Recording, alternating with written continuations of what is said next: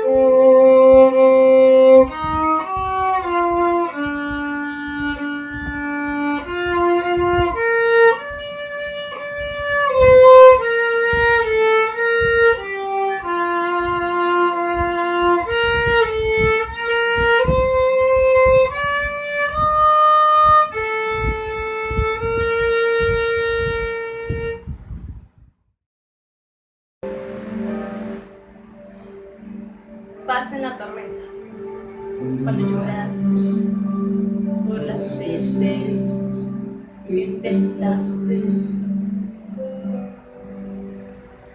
y tratas de olvidar las lágrimas que lloraste. Solo tienes pena y tristeza, el futuro incierto espera. Puedes tener paz en la tormenta. Muchas veces yo me siento igual que tú. Mi corazón anhela algo real. El Señor viene a mí y me ayuda a seguir en paz en medio de la tormenta. Puedes tener paz en la tormenta. Fe y esperanza cuando no puedas seguir, aunque en tu mundo hecho pedazos, el Señor guiará tus pasos. Y paz en medio de la tormenta. Cuando lloras por las veces que intentaste y tratas capaz de olvidar las lágrimas que lloraste. Solo tienes pena y tristeza, el futuro incierto espera. Puedes tener paz en la tormenta.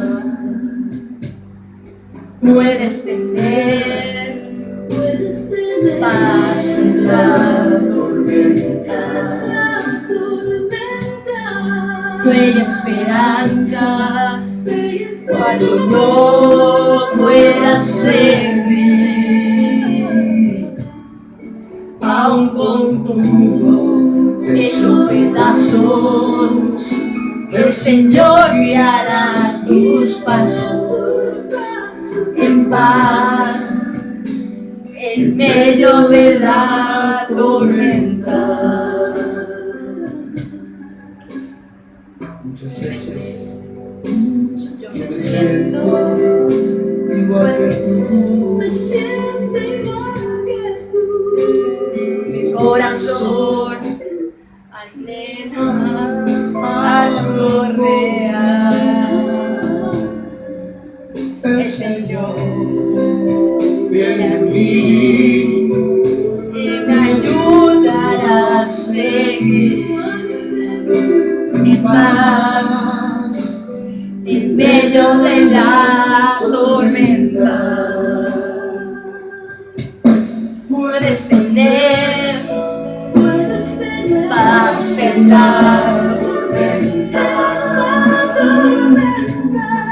fe y esperanza cuando no puedas seguir,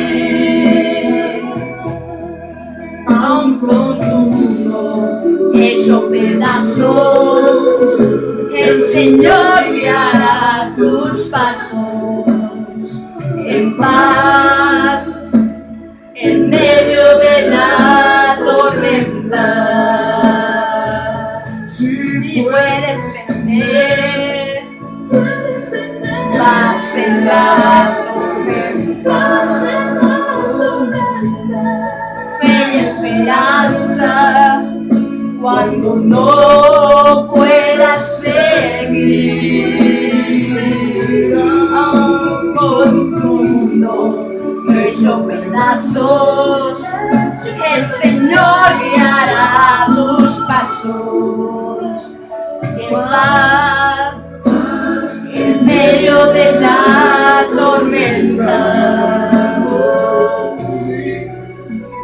En paz en medio de la tormenta.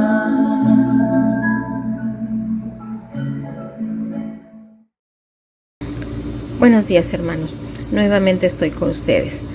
Soy la hermana Isabel Muñoz García. Ahora vamos a continuar con la carta a la iglesia de Esmirna, que viene en Apocalipsis 2, del 8 al 11. Primero daremos gracias, Señor, por esta oportunidad de volvernos a reunir. Te pedimos que haya salud en nuestras familias y en todos los enfermos del mundo, Señor. También te pedimos que nos unas como hermanos y también te pedimos, Señor, que tengas misericordia por esta humanidad. Te pido también, Señor, que me des sabiduría, que me muestres el camino, que me guíes para poder transmitir lo que tú quieres que les diga a mis hermanos. Gracias te doy, Señor, por esta bendición y todo te lo pido en el nombre poderoso de tu amado Hijo Yeshua el Mesías. Amén y amén. Bueno, iniciemos. La congregación de Esmirna también estaba dentro de la Grecia romana. Recordémonos que el Imperio Romano abarca desde el periodo del año 146 a.C. hasta el año 395 después de Cristo. En griego, Esmirna es Smirne o Smirna. En turco es Shmir. En italiano es Smirne. En español es Esmirna. Y esta palabra significa mirra o perfume suave. Recordemos que la mirra era una goma que utilizaban estas personas para embalsamar a los cuerpos para que evitaran los malos olores. La congregación de Esmirna se encontraba en la ciudad portuaria de nombre Esmirna. Era una ciudad con mucho comercio, transportaba muchísimos materiales y mercancías a través de todo el Mediterráneo, desde Asia Menor hacia Europa o Roma y viceversa, de esas regiones hacia Asia Menor. Era una ciudad que pues la querían muchos precisamente por eso, porque era muy rica. Estaba ubicada a 56 kilómetros de la ciudad de Éfeso. En ese momento tenía 200,000 habitantes aproximadamente, y si hacemos una comparación con la historia de la iglesia cristiana a través del tiempo, abarca desde el año 100 después de Cristo, obviamente, de cuando murió el apóstol Juan, al año 313, cuando se hizo el edicto de tolerancia de Milán. Era un tiempo de persecuciones muy grandes del Imperio Romano, por eso se considera que era una comunidad muy sufriente. La congregación de Esmirna fue fundada en el año 3000 antes de Jesús, pero fue invadida por muchas otras ciudades y muchas otras personas que querían hacerse dueño de ellas, ¿no? Por el comercio que existía en esa región. Dentro de todos, también uno de los que la invadió fue Alejandro el Magno, que él la reconstruyó en el siglo IV y comisionó al general Lismanco, que era uno de sus 4 generales. Esta ciudad, cuando fue reconstruida por Alejandro Magno, hicieron una muralla para evitar los ataques. Era una ciudad como ciudad romana, pues obviamente también tenía muchos caminos y tenía su foro, porque recuerden que los romanos y a los griegos les gustaba mucho el teatro, y esta era una ciudad también con mucha influencia griega, entonces obviamente había teatro, tenían muy buenas carreteras. Era una ciudad muy rica, pero económicamente muy buena, pero espiritualmente muy pobre, porque tenía pocas personas espiritualmente conectadas, ¿no? ¿Por qué se dice que fue una comunidad sufriente? Bueno, esta comunidad no se sabe exactamente quién la fundó. Sin embargo, existe la creencia que aquellos discípulos que Pablo formó en Éfeso o Juan fueron los que finalmente emigraron a Esmirna y fundaron la congregación de Esmirna. Uno de los miembros principales de esta comunidad fue Policarpo, quien fue discípulo y amigo del apóstol Juan. Él fue el que lo formó y por él se quedó a cargo de esta comunidad. Fue condenado, Policarpo fue condenado a muerte por negarse a rechazar su fe. Eso es lo que señalan Irineo, Tertuliano y Jerónimo. Algunos estudiosos del Apocalipsis opinan que la carta de la iglesia de Esmirna equivale al tiempo de las grandes persecuciones romanas, ¿no? De los cristianos, ¿no? Ellos se reunían en catacumbas o en casas para poder llevar a cabo su fe, porque en lugares públicos pues eran muy atacados, muy perseguidos. Entonces ponían símbolos para que fueran reconocidos. Uno de los símbolos más conocidos es el pez.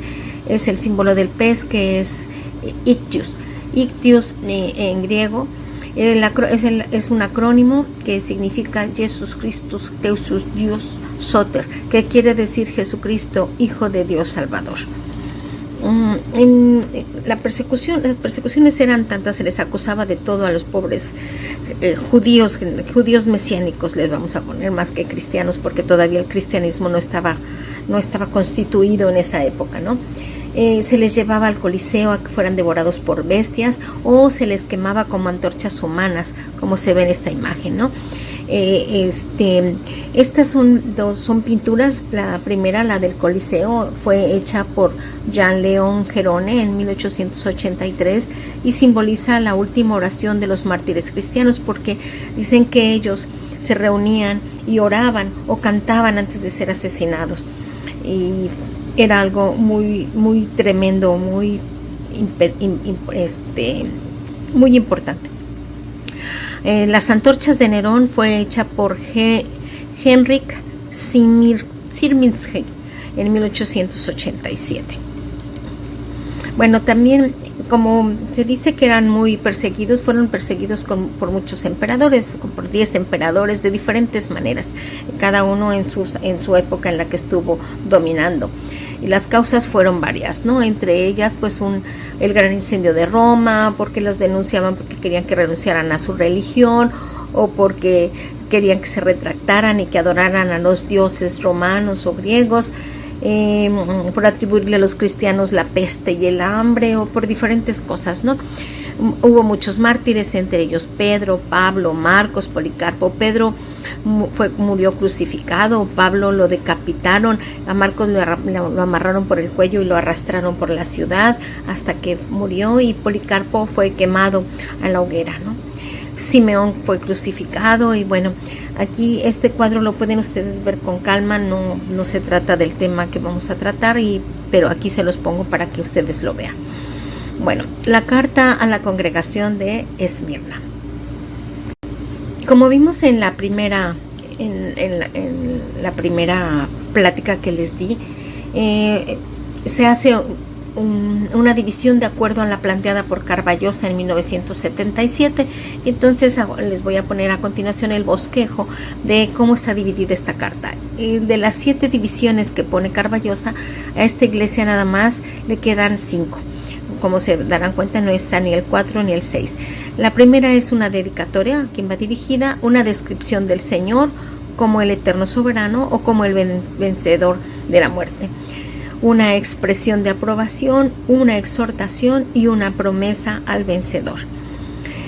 La dedicación, dice el versículo 2:8a, dice: y escribe al ángel de la iglesia en Esmirna.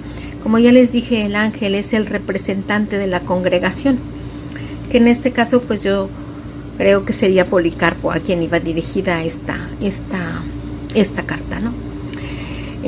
Dice una descripción del Señor. La descripción del Señor, la primera descripción que se hace es como el eterno soberano. Por eso dice el versículo 8b, el primero y el postrero. Para esta iglesia era muy importante saber que Dios estaba desde el principio y que iba a estar hasta el final y más allá del final de la vida de estos seres humanos. Por eso en esta carta la descripción del Señor es tan valiosa, ¿no? La otra forma en la que se describe el Señor es como el vencedor de la muerte, porque recuerden que Jesús resucitó. En el 8 se dice, el que estuvo muerto y vivió. Ay, por favor, no olviden traer su Biblia, discúlpenme. El que estuvo muerto y vivió, porque revivió Jesús, resucitó Jesús. Juan 14:19 dice, todavía un poco y el mundo no me verá más, pero vosotros me veréis, porque yo vivo, vosotros también viviréis. O sea que ellos tienen la esperanza de volver a vivir, ¿verdad? En Apocalipsis 1:18 dice, y el que vivo y estuvo muerto, mas he aquí que vivo por los siglos de los siglos, amén, y tengo las llaves de la muerte y del Hades, porque recuérdense que cuando Jesús murió, bajó al Hades, que era el infierno, ¿verdad?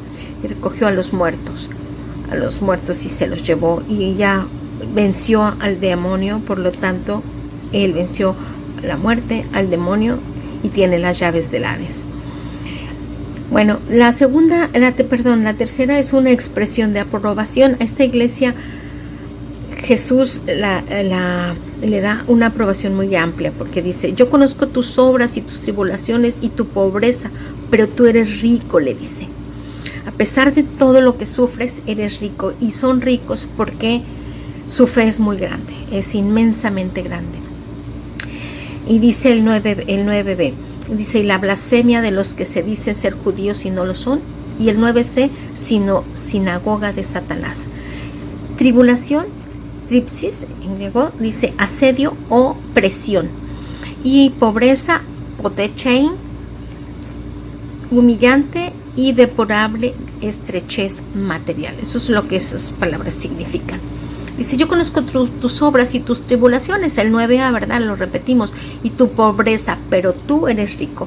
El propósito de las tribulaciones, dicen que por qué Dios nos hace pasar por tribulaciones, y dice que el objetivo es hacer que buenos cristianos sean mejores, porque el dolor te hace aferrarte más a Él, tu fe crece en Él, te aferras a Él. Por otro lado, disciplinar a aquellos cristianos que se han apartado, que les ha ganado la carne y se van alejando y no leen la Biblia, nada más nada más se congregan los domingos, pero entre semana nunca se acuerdan de él y se toman una copita y se ponen una borrachera y cosas así que pues es ir en contra de lo que Dios quiere, ¿no? El tercer punto es manifestar el poder guardador y la gracia de Dios, porque recuerden que por gracia de Dios somos sus hijos. Él nos ama, ¿no? Y nos dio a su hijo. La cuarta es dar al cristiano la oportunidad de tener comunión en los sufrimientos de Cristo. Cuando uno pasa por esos sufrimientos, entonces empieza a valorar todo el dolor por el que Cristo pasó. Cristo dio su vida por nosotros, imagínense, fue impresionante todo el dolor que pasó por nosotros. Entonces es un poquito probar el dolor por el que Él pasó. Derrotar a Satanás en su propio juego, sí, porque Satanás constantemente está atacando nuestra carne. Entonces hay que derrotarlo, y hay que derrotarlo con la sabiduría de la palabra, con la fe en Cristo, en Dios, con sentirnos amados por ellos, porque somos amados por ellos. Durante el ministerio de Pablo a los gentiles, en Colosenses 1:24 dice: ahora me gozo en lo que padezco por vosotros y cumplo en mi carne lo que falta de las aflicciones de Cristo por su cuerpo, que es la iglesia. Porque acuérdense que Pablo fue muy lastimado, entonces fue muy lastimado, entonces, pero él siguió aferrado a llevarle a los gentiles la palabra. Además, Dios usa el sufrimiento en nuestras vidas para probar nuestra fe. Cuando nosotros pasamos por momentos así, es cuando más nos acercamos a Dios, por la fe que tenemos en Él. La enseñanza al Hijo de Dios, aquello que no podría aprender de otra manera. Cristo nos demostró con su sufrimiento la importancia de la obediencia, porque Él iba a pasar por un sufrimiento muy grande. Por eso, cuando ya iba a empezar el sufrimiento, le dijo: Dios, haz pasar de mí esta copa, porque era tal su obediencia al Señor que sabía que se iba a exponer a un gran dolor, sin embargo lo hizo. Por eso nosotros debemos ser obedientes, aunque nuestra carne no lo quiera. En ocasiones el sufrimiento viene para prevenir un mayor pecado en nuestras vidas. Esto, por ejemplo, en gentes que son alcohólicas o adictos, a veces Dios dice que se termine su vida, porque si siguen por ese camino, no quieren entender que deben de dejar la droga, el alcohol, o lo que estén pecando, o el exceso de trabajo. Entonces, cualquier cosa que sea un pecado que se haga en exceso, entonces Dios dice: te mueres, y así yo voy a evitar que pierdas peor tu vida, ¿no? Y por medio del sufrimiento aprendemos la paciencia, ¿no? Dios sabe los momentos, los tiempos de Dios son perfectos, y nosotros lo que tenemos que aprender es a ser pacientes para poder llegar a Él, ¿no? Dice: y la blasfemia de los que se dicen ser judíos y no lo son, sino sinagoga de Satanás. Judíos de raza, antagónicos al evangelio. Dice Hechos 18:6: pero como ellos se oponían y blasfemaban, Pablo se molestó mucho y les dijo que su propia sangre caería sobre ustedes. Yo no tengo nada de qué avergonzarme, desde ahora me voy a predicar a los no judíos, o sea, a los gentiles. Romanos 2:28 dice: porque lo exterior no hace judío a nadie, y esta circuncisión no es una señal externa solamente. Porque lo que pasa es que no querían que los gentiles fueran judíos, porque no estaban circuncidados, los querían obligar a ser circuncidados. Pero Pablo dice: es que eso no debe de ser. Dios los aceptó. Por eso dice: personas con tendencias judaizantes que se oponían a los verdaderos cristianos, a los verdaderos judíos, porque los cristianos en ese momento como cristianos no existían, eran judíos todavía, ¿no? Judíos mesiánicos, podríamos decir. En Filipenses 2:3 dice, Pablo expone su caso, porque él dice: yo fui perseguidor de Jesús, lo perseguí, fui, y hasta que lo conocí y supe quién era Él, entonces entendí lo que significaba. Por eso en Hechos 15:1-11, Pablo y Bernabé fueron a Jerusalén. Si ustedes leen estos pasajes, van a darse cuenta que Pablo y Bernabé van a Jerusalén a hablar con los apóstoles, con los fariseos y con los ancianos para plantearles que no era necesario que los gentiles se circuncidaran. Y ellos dicen: Dios, que conoce los corazones, los confirmó y les dio el Espíritu Santo, lo mismo que a nosotros. Dios no hizo ninguna diferencia entre ellos y nosotros, sino que por la fe purificó sus corazones. Esto les aclaró a ellos todo y por lo tanto aceptaron que los gentiles no se circuncidaran. En el 9 se dice sino sinagoga de Satanás. Satanás o Satán. En hebreo, Atán, adversario significa. En árabe, Shaitán, significa mal camino o distante. Entonces dice, si Satán significa adversario, una sinagoga es un lugar de reunión de los adversarios, ¿verdad? Satanás es el enemigo de Dios, por lo tanto es el adversario de los que siguen a Dios o que seguían a Jesús en ese momento, ¿no? En 1 de Pedro 5:8 dice: sean prudentes y manténgase atentos, porque su enemigo es el diablo y él anda como un león rugiente buscando a quien devorar. Entonces siempre el diablo va a estar buscando tentar la carne. Entonces nosotros tenemos que estar bien abusados y tener la palabra de Dios y leerla y conocerla para defendernos de los ataques del demonio que son constantes. En el quinto punto es una exhortación. Dice la palabra: no temas en nada lo que vas a padecer.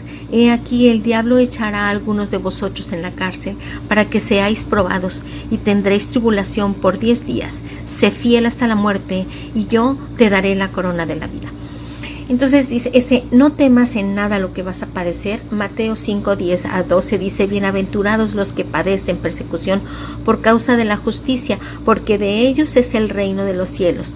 Bienaventurados serán ustedes cuando por mi causa los insulten y persigan y mientan y digan contra ustedes toda clase de mal.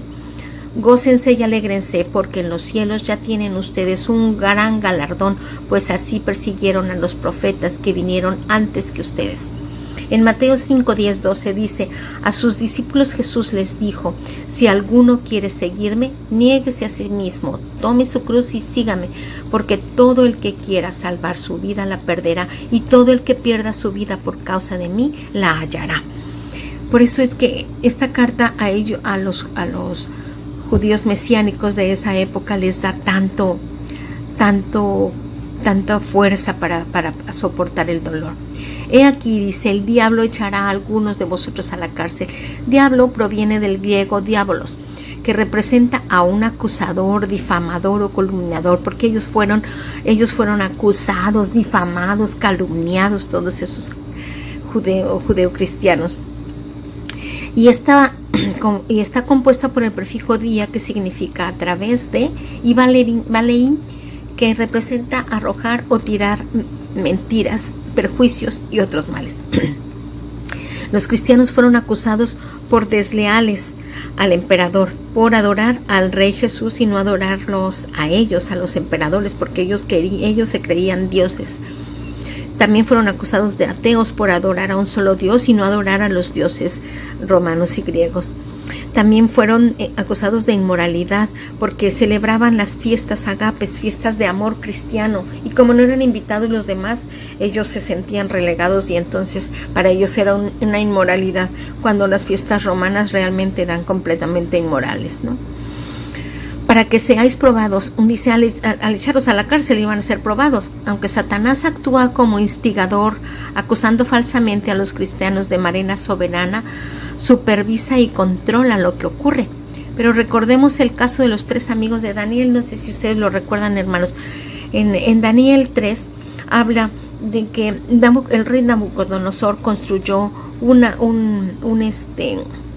estatua y quería que todos se inclinarán hacia ella, pero los 3 amigos de Daniel se negaron a hacerlo, y entonces el rey Nabucodonosor los mandó quemar. Los metieron en la hoguera y a los 3, pero al rato de estar en la hoguera apareció un cuarto, y por más que las llamas salían, resulta que ellos no se quemaron. Entonces Nabucodonosor les dice que lo saquen y entonces se da cuenta que Dios mandó un ángel para que los protegiera y desde ese momento sintió respeto por el Dios de Daniel.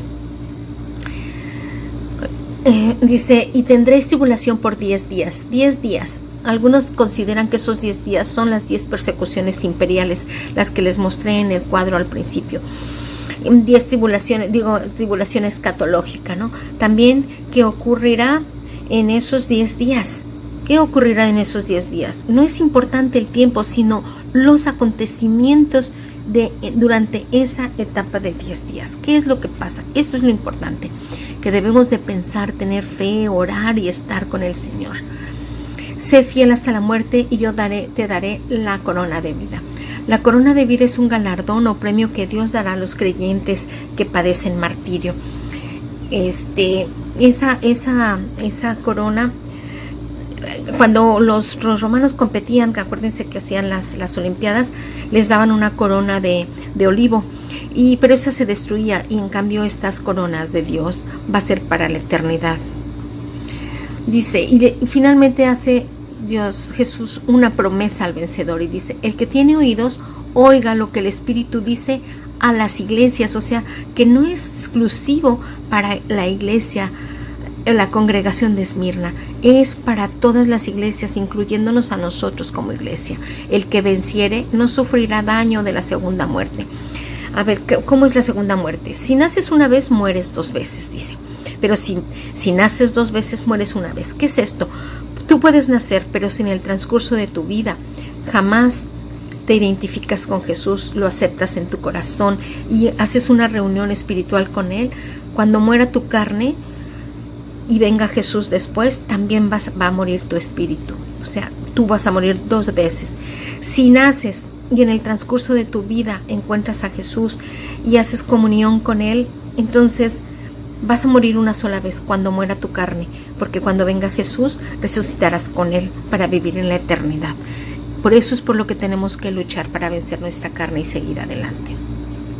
Al final de la plática les pongo también el cuadro en donde se resumen lo que le dice a esta iglesia, tanto la descripción del Señor como la expresión de aprobación. No existe una denuncia para esta iglesia, la exhortación, no existe una advertencia disciplinaria porque no hay una denuncia, y la promesa del vencedor. Y también encuentran la bibliografía en la que me basé para esta plática. Muchas gracias, hermanos, y que Dios los bendiga. Amén y amén.